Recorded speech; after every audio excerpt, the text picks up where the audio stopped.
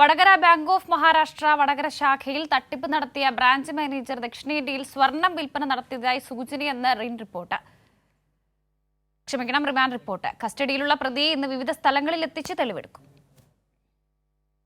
Vadakara bank of Maharashtra Vadakara ശാഖയിലെ സ്വർണ്ണ തട്ടിപ്പ് കേസിൽ മുഖ്യപ്രതി തമിഴ്നാട് മേട്ടുപ്പാളയം സ്വദേശി മധ ജയകുമാറിനെ പോലീസ് കസ്റ്റഡിയിൽ വിട്ടതിന് പിന്നാലെയാണ് തെളിവെടുപ്പ്.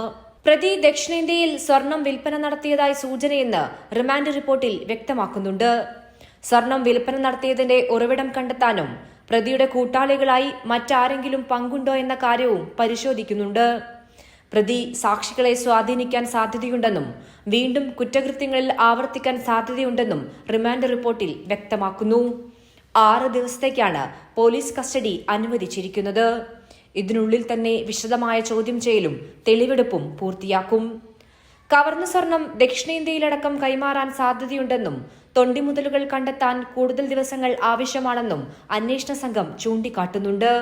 ബാങ്കിൽ നിന്നും നഷ്ടപ്പെട്ട 26.24 കിലോ സ്വർണം കണ്ടെത്തേണ്ടതുണ്ട്. സ്വർണം ദക്ഷിണേന്ത്യയിൽ ഉൾപ്പെടെ വിൽപ്പന നടത്തിയിട്ടുണ്ട് എന്നതാണ് പോലീസ് നിഗമനം. കൈരളി ന്യൂസ്, കോഴിക്കോട്.